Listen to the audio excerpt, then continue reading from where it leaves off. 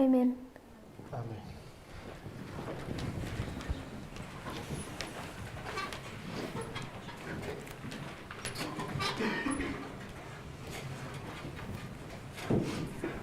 Just a short revision. Doar un scurt rezumat. We went to Daniel 11 verse 40. Ne-am uitat la Daniel 11, versetul 40. Everything that we're doing with this verse Și tot ce am făcut cu acest verset, is using our rules of parable teaching. este ușor să vezi cum am folosit regula parabolului. And if you were here for those earlier presentations, Și dacă erați aici la prezentările anterioare, we're comparing and contrasting am văzut că comparăm și contrastăm two different things. două lucruri diferite.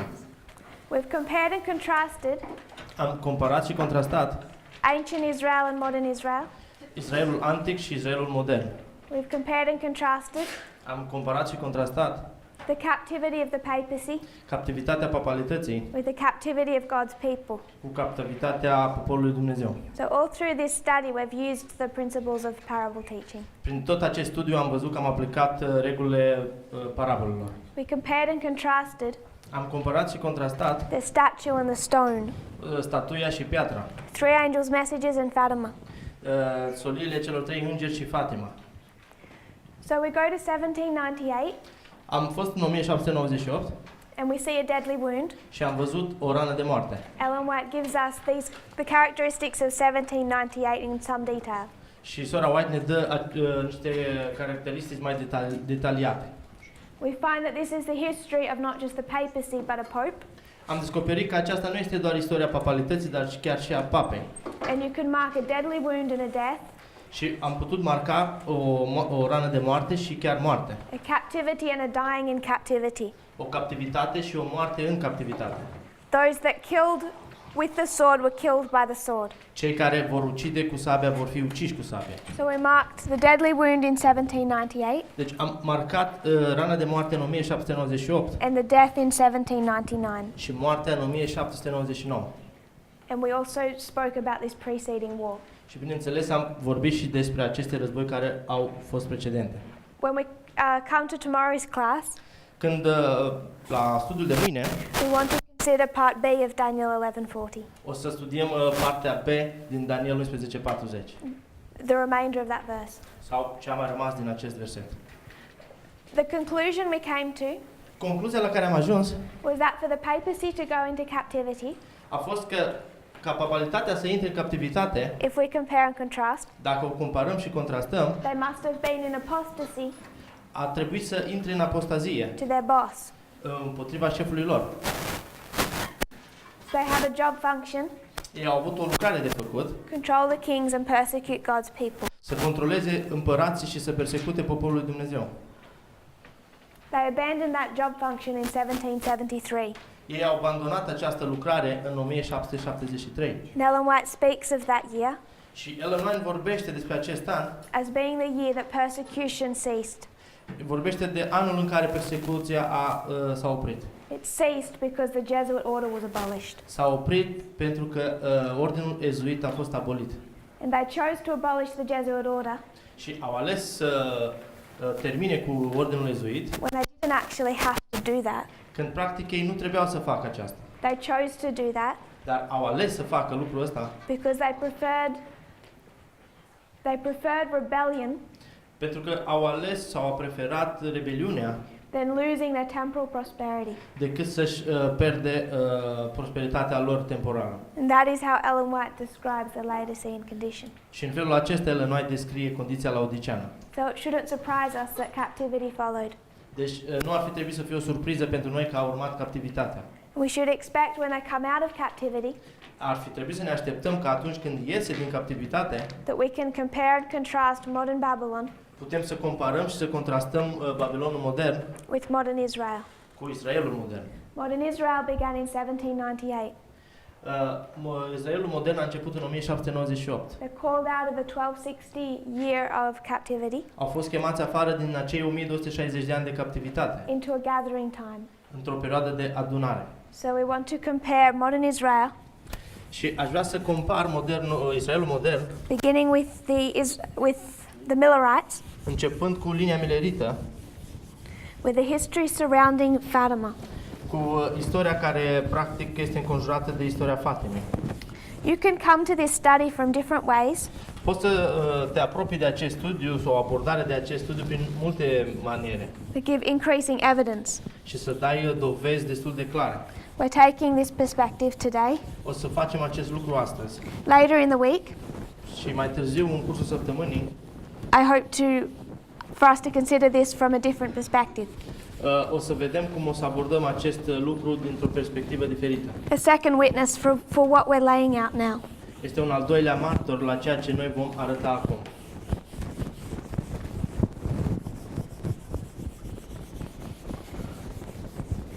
So let's not worry about the papacy for the moment. Haideți să nu ne mai batem capul cu papalitatea pentru moment. Let's just consider modern Israel. Hai să ne gândim doar la Israelul modern.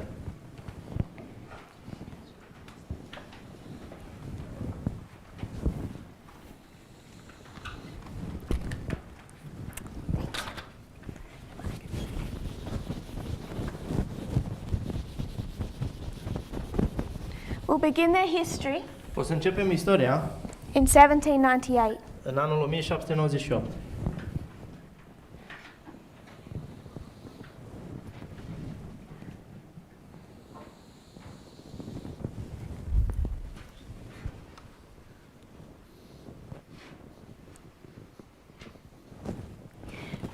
They've been in a scattering time, Au fost într-un moment de împrăștiere, într-un timp de împrăștiere, which you can call a captivity pe care poți să mai denumești și captivitate or a scattering, sau împrăștiere. for 1260 years, Cei 1260 de ani, till you come to the time of the end, până când ajungem la timpul sfârșitului, 1798. care este 1798. And we considered that year Și am considerat acest an, in our last presentation. am văzut acest an în ultima noastră prezentare. 1798, 1798 there's a prophet raised up. este ridicat un profet. Who is that? Cine este acest profet? This is William Miller. Este William Miller. He buys his first concordance in 1798. Deci cumpără prima lui concordanță în 1798. That was the mechanism for his later study. Era ajutorul lui sau mecanismul lui pentru următoarele studii care el avea de făcut. He doesn't actually come to those conclusions El nu ajunge la aceste concluzii, de fapt, until his conversion până când a fost convertit in 1816 în 1816 and study, și a început să studieze. 2-year study A avut un studiu de 2 ani, from 1816 din 1816 to 1818. până în 1818. Sorry. Thank you. We call this the increase of knowledge. Numim aceasta o creștere a cunoștinței. I'm quoting from the Great Controversy. O să citesc din Tragedia veacurilor. She says that he devoted 2 years to the study of the Bible, Noi spune că el a dedicat 2 ani pentru studiul Bibliei, when in 1818 când în 1818 he reached the conviction a ajuns la convingerea that Christ would return in about 25 years. că Iisus Hristos este pe cale să se reîntoarcă în aproape 25 de ani. This is the Millerite message Acesta este mesajul milerit, encapsulated, adunat sau concentrat. but he isn't yet sharing that. Dar el încă nu a împărțit acest mesaj. This message is formalized Acest mesaj a fost formalizat in 1833 în 1833, when he's given his papers, când el își primește acele hârtii, acele documente, documente giving him permission to speak. documente care îi dă permisiunea ca el să predice, să vorbească. And in this history, he's sharing those prophecies. Și în această istorie el începe să își împărtășească studiile și profețiile The development of the Millerite message prin dezvoltarea mișcării milerite, that brought us to 1844, care ne-a dus pe noi în 1844, October 22. 22 octombrie.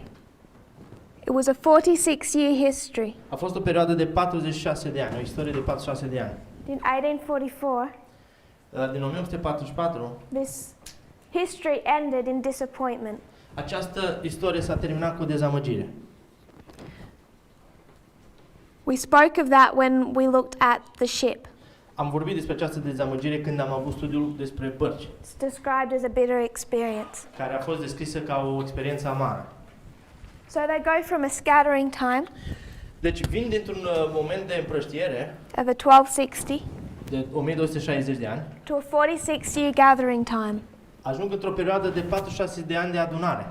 In 1844, Și în 1844, they experienced the disappointment. experiența lor a fost o dezamăgire. There was a mistake in their message. A avut loc o greșeală în mesajul lor. They had the right day, Au avut data corectă, the wrong event. dar evenimentul greșit. Began a scattering time. Și atunci a început și perioada de împrăștiere. They were again scattered. Au fost din nou împrăștiați.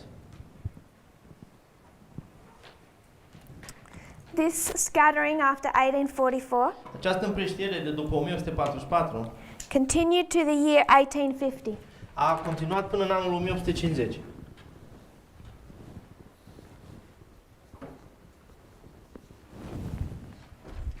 (1850), 1850, Ellen White has a vision Ellen White are o viziune. on September 23rd. Pe 23 septembrie. She writes of that vision, Ea scrie această viziune publishes it November 1. și o publică această viziune pe 1 noiembrie. She says that the Lord showed her Ea spune că Dumnezeu i-a arătat that he stretched out his hand again că Dumnezeu și-a întins mâna din nou to recover the remnant of his people. să-și recupereze rămășița poporului său. That he stretched out his hand to gather them a second time. Și că și-a întins mâna să-i adune pentru a doua oară. This is the second time. When was the first? Dacă aceasta este a doua adunare, când a fost prima? Here, Acolo, in Millerite history. în istoria milerită. He gathered them here, I-a adunat acolo she's told in 1850, până în 1950 și s-a împrăștiat în 1950 that God is going to attempt another gathering. și Dumnezeu acum încearcă încă o altă adunare. It's November 1, 1850. Care are loc pe 1 noiembrie 1850. This attempted gathering Această încercare de adunare coincided with the 1850 chart coincide cu harta din 1850. that some of you are familiar with, Mulți dintre voi sunteți familiarizați cu această hartă. our charts. The first one in the history of 1843, 42, Prima 1842. a fost făcută în anul 1842, The second in 1850. iar a doua hartă în 1850. And that chart of 1850 Iar harta din 1850 was to be used in this gathering time avea rolul să fie folosită pentru acest timp de adunare. to remind people of their beliefs Să le aducă aminte oamenilor de credința lor, de temelia lor. and be used as a tool for evangelism. Practic era un instrument pentru evangelizare în acel moment. These attempts brought us from 1850 Aceste încercări ne-a adus din 1850 to 1863. până în 1863. And this attempt at them fulfilling their job function in 1850 Și această încercare de a funcționa was again a failure. a avut loc din nou un eșec. It's in this history În această istorie, that Ellen White says they're in the Laodicean condition. Ellen White descrie că au intrat în condiția laodiceană. You can mark it beginning in 1850. Putem să marcăm începutul stării laodiceane în 1850. And this Laodicean condition Și această stare laodiceană prevented that work being accomplished. a împiedicat ca această lucrare să fie plinită, făcută. We come to 1863 Am ajuns în anul 1863 and we can mark two things. și putem marca două lucruri. 1863 1863 was when we became organized. a fost momentul în care biserica a fost organizată. Question: Întrebare. is that good or bad? Este bine sau rău? Why? Because it's scattering time. De ce? Is Pentru it că este în timp de adunare? spune is it doamna. bad to be organized? Este rău să fie organizat? Nu. Ellen White didn't speak negatively of organization. Ellen White nu a vorbit în mod negativ despre organizarea care a fost făcută. I want to suggest that was not a negative thing. Vreau să sugerez că nu a fost un lucru rău. But connected with the organization În legătură cu organizarea was what? a fost ce? A rejection of their prophetic message. a avut loc o respingere a mesajului lor profetic. What did they reject? Dar practic ce au respins ei? 25-20? The 25:20. Au respins profeția de 2520 de ani. So while they became organized, Deci în momentul în care ei au devenit organizați positive, într-un mod pozitiv, they also rejected their prophetic message. în același timp ei au refuzat mesajul profetic, It's laid out on these charts. care este pus pe aceste hărți. They created another chart. Practic ei au creat o altă hartă. 1863, 1863, definitely by this history, definită prin această istorie, they are again scattered. au fost din nou împrăștiați. And they're scattered for a period of time. Au fost împrăștiați pentru o perioadă de timp. And I will leave Brother Aaron to lay out that history. Dar am să lăs asta pentru fratele Aaron să prezinte istoria de aici încolo.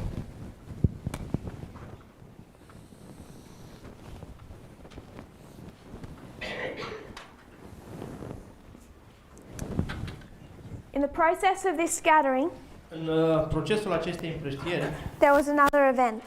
a mai avut loc încă un eveniment. What was that way, Mark? Care ar fi această marcă?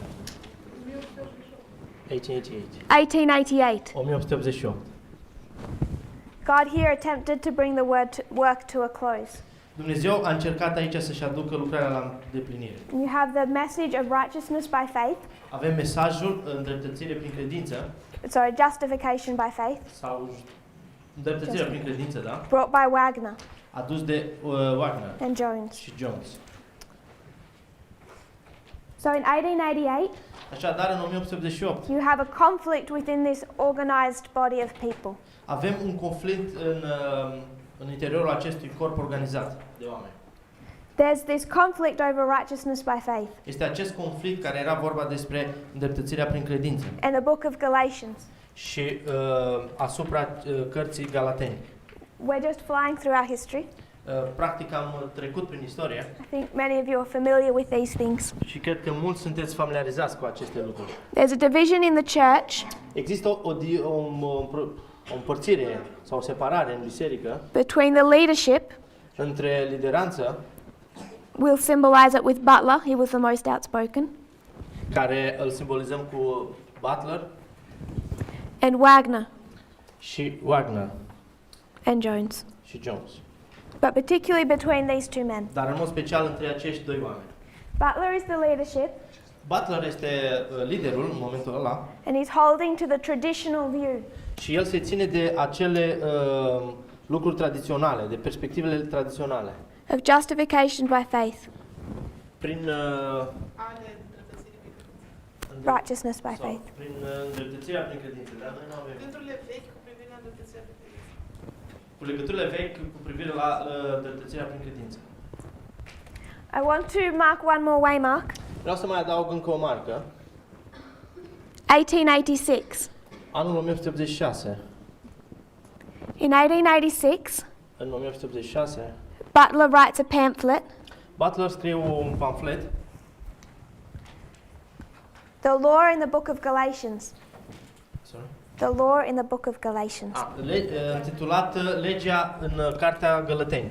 And it's a direct attack on Wagner and justification by faith. Și este un atac direct asupra lui Wagner și îndreptățirea prin credință, It's written in 1886. care a fost scris în 1886.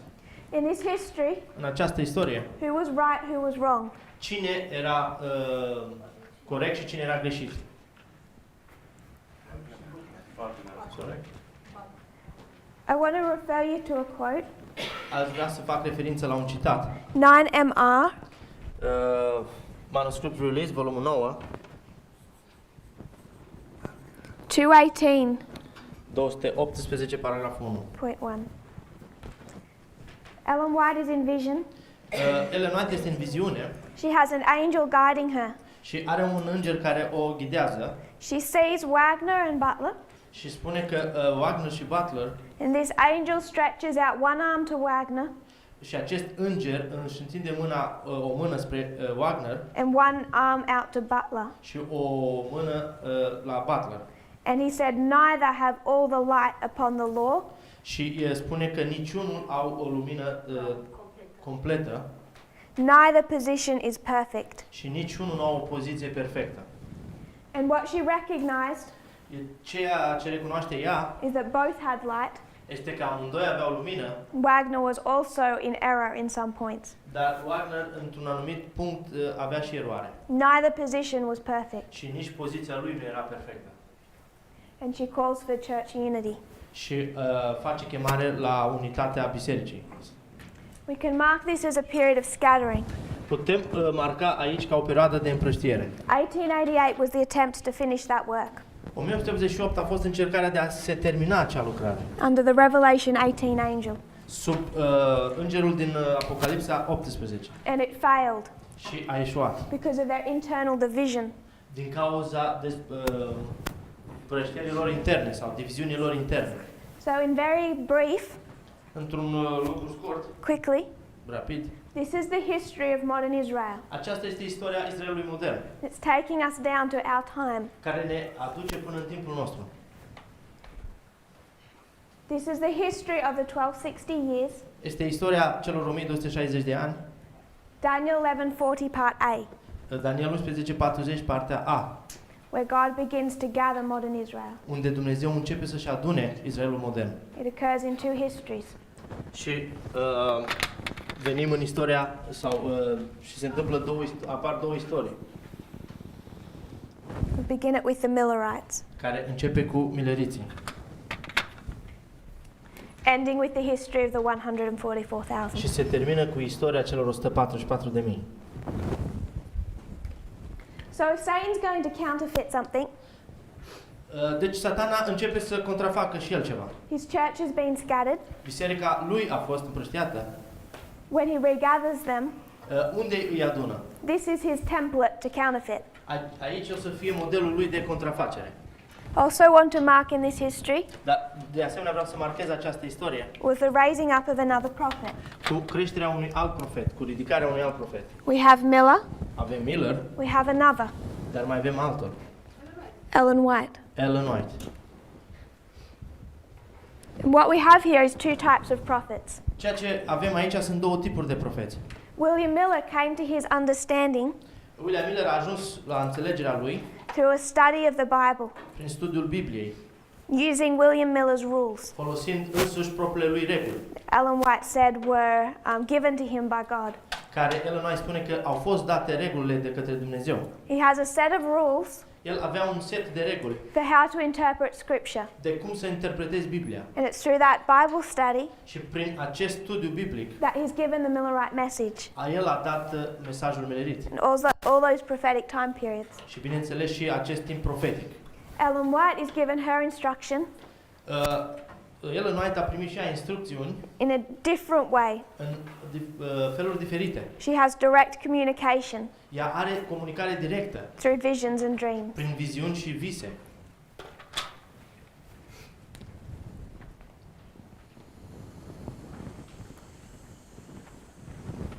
So if we were to mark a counterfeit of this, Dacă începem să marcăm o contrafacere pe această linie, back in this history, înapoi în istorie, 538, 538, there's a scattering. are loc o împrăștiere.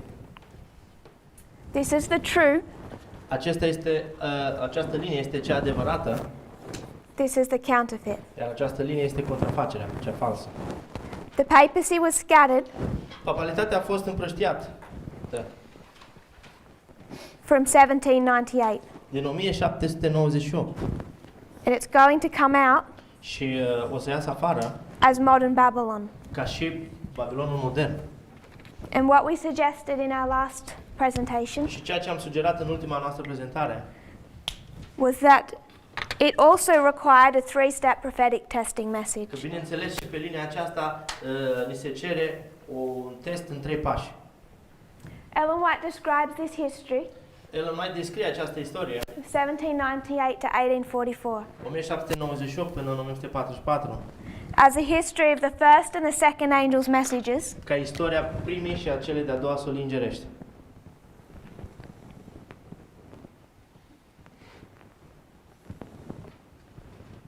the first and the second, Prima și a doua solie and the arrival of the third, Și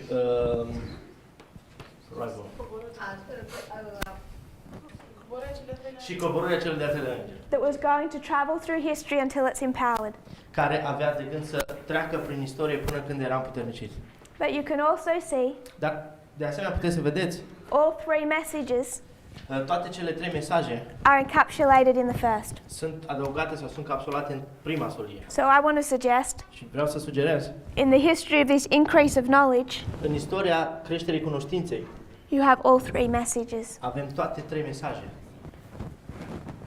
When we come to the counterfeit, Când ajungem la contrafacere, who should we expect to see? ce ar trebui să vedem? We talked about Fatima. Am vorbit despre Fatima. Who was that message given to? Cine i-a dat acest mesaj? Sau cui i-a dat acest mesaj? Lucia. Lucia. How did she receive that message? Cum a primit ea acest mesaj? Through vision. Printr-o viziune. So does she represent Miller or Ellen White? Deci Lucia o reprezintă pe Miller sau pe Ellen White?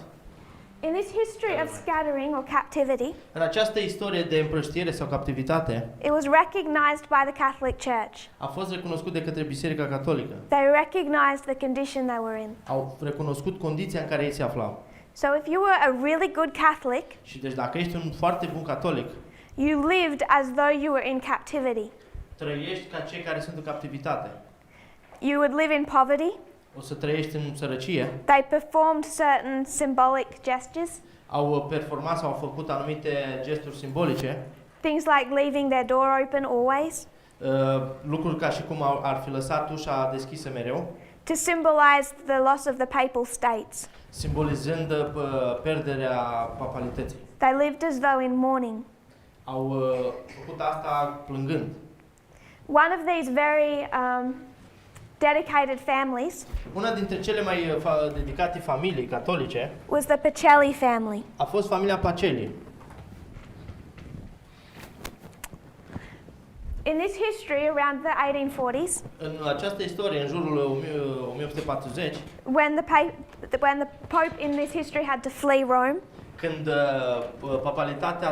când papa trebuia să plece din Roma, he took with him his closest lawyer. a luat cu el cel mai apropiat avocat. This lawyer was Mark Antonio Pacelli, Acest avocat se numea Marco Antonio Pacelli, a famous Vatican lawyer. un faimos avocat de la Vatican. He was completely dedicated to the Vatican, to the papacy, Era complet dedicat Vaticanului și papalității. and so were his children. La fel și copiii lui Marco Antonio. When we come into this history of the early 1900s, Când ajungem în istoria în jurul anilor 1900, în There's- primii ani 1900, another very dedicated man, un alt om foarte dedicat papalității Cardinal Gaspari, este cardinalul Gaspare. and he oversaw much of the changes in this history. Oversaw, managed, Ok. S-a ocupat de asemenea lucruri pentru papalitate and he began training și a început să antreneze sau să învețe two of Pacelli's grandsons. doi dintre nepoții lui Pacelli. The first one, Primul Eugenio Pacelli, îl chema Eugenio Pacelli, and the second, iar al doilea Francesco Pacelli. Francesco Pacelli. The combination of Francesco Pacelli and Gaspari Combinația dintre cei doi, Francesco și Gaspare, negotiated in ended in their negotiations with Mussolini practic acești doi au terminat cu o negociere cu Mussolini. and it's Francesco Pacelli particularly Și chiar Francesco Pacelli who was responsible for the Lateran Treaty. a fost responsabil pentru tratatul Lateran. Eugenio Pacelli took a different line of study, Dar Eugenio Pacelli a luat o altă cale de studiu, still church law, tot avocat al bisericii, but he began to work on the code of canon law. dar el a început lucrarea lui prin a face coduri canonice. And between Gaspari and Pacelli, Și între Gaspare și Eugenio, Eugenio Pacelli, și între Gaspare și Eugenio Pacelli, they rewrote the code of canon law Ei doi au rescris din nou codul canonic and used it to create an alliance with Germany. și a fost folosit acest cod pentru a crea o alianță cu Germania. Pacelli became Pope Pius XII, Pacelli a devenit Papa Pius al XII-lea and using his study into church law, și folosindu-și studiul lui anume de avocat al bisericii the Code of Canon Law, și codul canonic, he made an agreement with Hitler a făcut un acord cu Hitler, that gave Hitler complete control of the German government, care el a pus pe Hitler să aibă controlul complet al guvernului Germaniei. which is why Pope Pius XII Ceea ce de aceea Papa Pius al XII-lea is also known as Hitler's Pope. este la fel de cunoscut ca numele de Papa lui Hitler. And this has been well documented in particularly the last 20 years, Și acesta a fost bine documentat în ultimii 20 de ani. how he worked with Hitler. Cum practic Papa a lucrat cu Hitler. So it's particularly this family that was influential. În mod special, această familie a avut o influență. I don't want to go into all the details. Nu vreau să merg în toate detaliile, I just want us to see the overview dar doar vreau să vedeți pe deasupra anumite lucruri. because we are short on time. Pentru că practic nu prea avem mult timp. I'm saying that Miller Vreau să spun că Miller is not counterfeited by Lucia, nu este o contrafacere prin Lucia, but by Eugenio Pacelli. ci prin Eugenio Pacelli.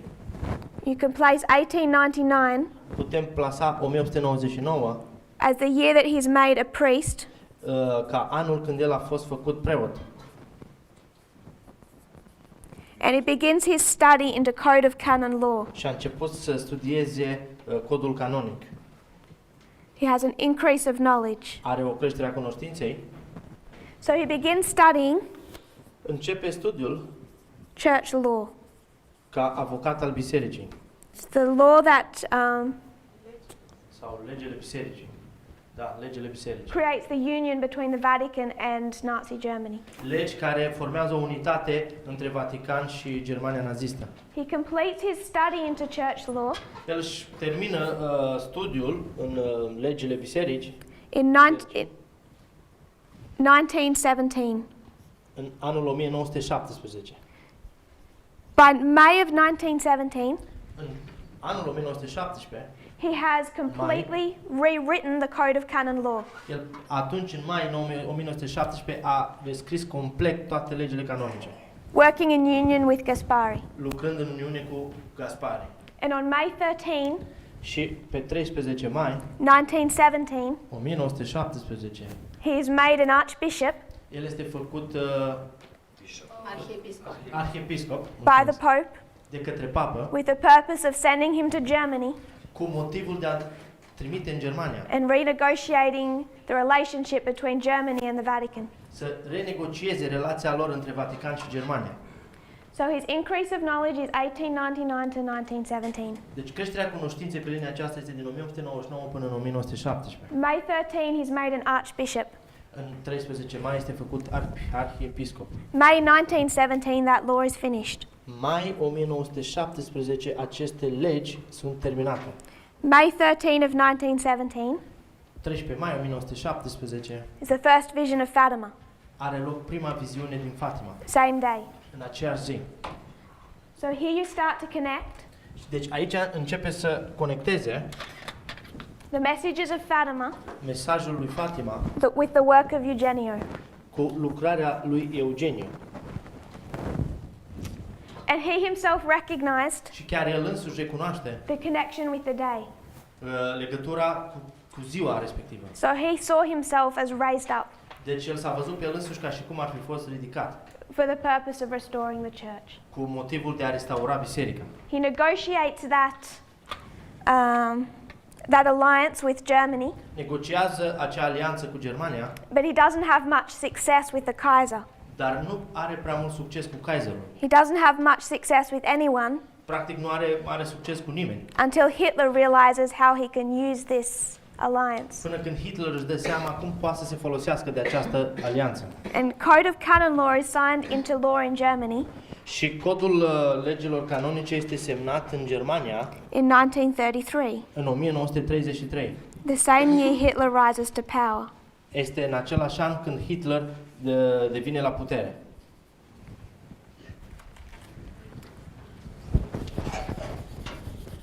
What you have in this history Când vorbim despre această istorie, is a union between Hitler există o uniune cu Hitler and the papacy, și papalitatea. Pope Pius XII. Papa Pius al XII-lea. Why did Eugenio Pacelli De ce Eugenio Pacelli want to work with Hitler? vrea să lucreze cu Hitler? These three messages of Fatima Aceste 3 mesaje al lui Fatima went to 3 children in Portugal. au fost dat la 3 copii în Portugalia. That's worth considering. De aceea trebuie să considerăm. Why would these messages, De ce aceste mesaje, the most important messages Satan could send to his church, cele mai importante mesaje pe care Satana le putea trimite bisericii sale, go to 3 little children in Portugal? se duce sau dă mesajul la 3 copii din Portugalia. You have hundreds of years Ai sute de ani where the papacy won't even have a pope who's not Italian. unde papalitatea nu avea nici măcar popă și nici nu era italian. Why would Satan not send a message straight to the papacy, to the De pope? ce Satana nu ar fi trimis mesajul direct la papalitate, la papă?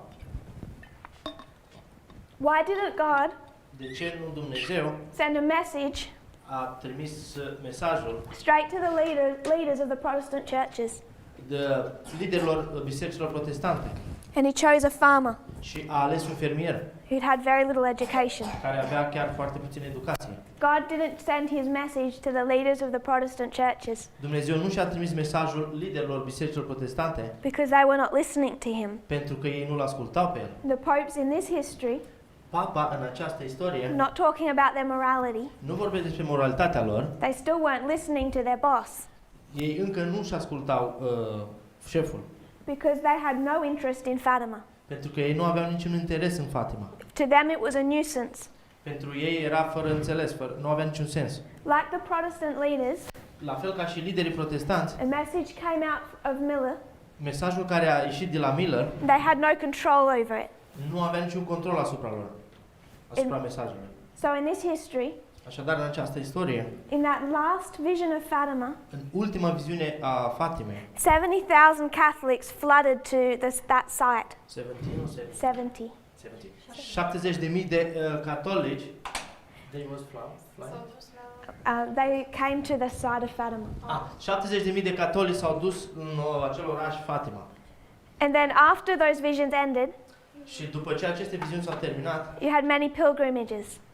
au fost făcute multe pelegrine. This became like a phenomenon. A devenit un fenomen. And the Pope and the Catholic structure Iar papalitatea și structura catolică had absolutely no control over what was happening. nu avea absolut niciun control despre ceea ce se întâmpla în momentul ăla. They did not want to speak to Lucia. Nu vreau să vorbească cu Luciei sau să vorbească cu Lucia. They had no interest in this 11-year-old female child. Nu avea nici interes asupra acestei copile de 11 ani. And they rejected anything she wrote to them Și au respins tot ceea ce Lucia le-a scris lor about these visions. despre aceste viziuni. So the Pope in this history Și deci papalitatea în istoria aceasta rejected the messages of Fatima, a respins mesajul Fatimei, but Pacelli did not. dar Pacelli nu. And the second message said what? Și al doilea mesaj spune ce? Dedicate Russia, Să dedicăm Rusia, who requires the defeat of the King of the South. care se cere o înfrângere a împăratului de Sud. And who was going to take down the King of the South? Și cine trebuia să înfrângă împăratul de Sud? Să-l Hitler. bată? Hitler, Germany. Germania. So that is why in this history, De aceea, în istoria aceasta, prior to 1945, istoria aceasta, în jur de 1945 sau spre 1945, you have conflict avem un conflict between the United States and the Vatican. între Statele Unite și Vatican. Because the United States wrote to Pope Pius XII, Pentru că Statele Unite a scris o scrisoare lui Papa Pius al XII-lea, he became Pope Pius XII in 1939, a devenit Papa Pius al XII-lea în 1939 and they told him, și i-au spus prin această scrisoare, we're on opposite sides. suntem de părți opuse. We, the United States, Noi, Statele Unite, see Germany as the greatest threat. Germania pentru noi este o mare amenințare. And you, the Vatican, Iar tu, Vaticane, just want to take down the Soviet Union. vrei doar să dobori Uniunea Sovietică. So it was impossible for the United States and the papacy to work together. Deci era imposibil ca Statele Unite să lucreze împreună cu papalitatea. And the reason that Pope Pius XII is trying to take down the Soviet Union Iar motivele pentru care papalitatea vrea să distrugă Uniunea Sovietică, because he was the first pope pentru că era primul papă to accept Fatima. care a acceptat Fatima. 1899 to 1945. 1899 până în 1945. It's a 46-year history. Este o istorie de 46 de ani. And how did that end for them? Și cum s-a terminat pentru ei aceasta? Failure O eșoare and disappointment. și o dezamăgire. They had the right message Aveau mesajul corect, and the wrong beast. dar fiara greșită. They'd been working with the United States in this history, Ei au lucrat cu Statele Unite în această istorie, but it was going too slowly, dar mergea prea încetul, so they jumped beast and tried Germany. așa că a lăsat și și-a luat altă fiară, și anume Germania. And it ended in disappointment and failure. Și s-a terminat cu o eșoare și o dezamăgire. So they go from a scattering Și deci merge dintr-o împrăștiere to a gathering într-o adunare to a scattering. și apoi într-o împrăștiere. And there's another prophet, Și este un alt profet, not just Eugenio in this history, nu doar Eugeniu în acea istorie, but a prophet was raised up. dar un profet a fost ridicat. They continued to have visions and dreams A continuat să aibă viziuni și visuri, and speak to her church să vorbească bisericii until her death in 2005. până la moartea ei în 2005. And that prophet, Și acel profet, mind blank, Lucia, Lucia, was Lucia. She continued to speak to them all through this history, ea a continuat să le vorbească de lungul acestei istorii. even though her church tried to silence her, Chiar dacă biserica ei încerca să o facă să tacă, să o aducă la tăcere. keep her in a convent Au ținut-o într-o mănăstire under codes of silence. sub codul liniștei, tăcerii. So Pope Pius XII, Papa Pius al XII-lea, plan ended in disappointment. His plan, planul lui s-a terminat cu o dezamăgire because of mistakes. din cauza greșelilor lui. Just want us to note, Și doar pentru noi, ca să vedeți, the papacy did a work in this history, papalitatea nu a lucrat în această istorie, in the history of two world wars. în istoria celor două războaie. World War I, Primul război mondial World War II. și al doilea război mondial. Then after that, Și după aceea you have the Cold War, avem războiul rece, Russia and the United States. Rusia și Statele Unite, It has not yet ended. care încă nu se terminase. So they're scattered in 1945. Deci au fost împrăștiați în 1945. He's going to attempt a regathering Ei încearcă să se facă o adunare of his church. a bisericii. The Iron Curtain fell. Iron Curtain. Cortina de fier He's lost control of all of Eastern Europe. a pierdut controlul din toată partea de est a Europei. This is a bitter period of some years. Este o perioadă amară de câțiva ani. He's going to make another attempt Ei mai vor să mai aibă încă o încercare in 1950. în 1950. In this history, În această istorie, from Fatima forward, de la Fatima înainte, it is seen as Mary against communism, s-a spus că este Maria împotriva comunismului. particularly recognized in Spain. Mai bine zis, a fost cunoscută în Spania. They still had Franco in power, În perioada aceea încă era Franco la putere and he would speak of that. și el chiar vorbea despre asta, It was Mary against communism. în care spunea că era vorba despre Maria împotriva comunismului. It was Mary that gave them the three secrets. Că a fost Maria care le-a dat acele 3 secrete. So in 1950, Așadar, în 1950, Pope Pius XII has a experience Papa Pius al XII-lea are o experiență that he claims is a repeat of the visions. care el cere că a fost o repetare a acelor viziuni. That October miracle of Fatima. Acel miracol din octombrie în Fatima. And then in this year, Și în acest an, for the very first and only time in papal history, pentru prima dată în istoria papalității, he uses his claim to infallibility își pretinde faptul că este infailibil, to establish church dogma. ca să poată să stabilească o dogmă a bisericii. Papal infallibility is something they have to actually stamp on a document, essentially. Infalibilitatea papalității trebuia să fie pusă pe un document și ștampilată. It's only been used once, and this was 1950. Și a fost folosită doar o singură dată și anume aici în 1950. And what he established Și când a fost stabilită, was the assumption of Mary a fost făcută prin asumția lui Maria in body and soul to heaven. și anume că ea este cu trup și suflet sau în carne și oase în cer. This is the dogma of the Assumption. Aceasta este dogma asumției. And he announced it to the crowd Și anunță mulțimii November 1 of 1850. și asta a 1950. fost dată către mulțime în 1 noiembrie în 1950. This was a jubilee year for the Vatican. Sorry? This was a jubilee year. Aceasta a fost un jubileu, Holy year. chiar un an sfânt. And on November 1, Știm că 1 noiembrie he came out above St. Peter's Square a ieșit afară în piața Sfântului Petru and announced to the applause of 1 million people și în aplauzele a milioane de oameni a anunțat that the Mother of God was assumed in body and soul to că heaven. mama lui Dumnezeu este cu carne și oase în cer. And he begins to spread the message of Fatima Și a început să fie împrăștiat mesajul Fatimei and encourage pilgrimages to that site. și a încurajat pelegrinii să se ducă în acel loc. But it's all fallen apart Dar toate s-au dărâmat by 1962 în anul 1962 in the Second Vatican Council. la al doilea Consiliu de la Vatican. We're going to close. O să închidem We'll come back to this tomorrow. și o să ne întoarcem la acest lucru mâine. What we're doing Ceea ce am făcut, is we're taking modern Israel, am luat Israelul modern comparing it with modern Babylon. și l-am comparat cu Babilonul modern. And this is just the very skeleton structure Și acesta este doar scheletul structural with which investigation pe care investigația noastră is already explaining to us deja ne explică the purpose of 2 world wars. motivul celor două război mondiale. And 2 world wars Și cele două război mondiale are going to tell us of the third. ne vor spune despre al treilea. If you will kneel with me in prayer. Să ne rugăm.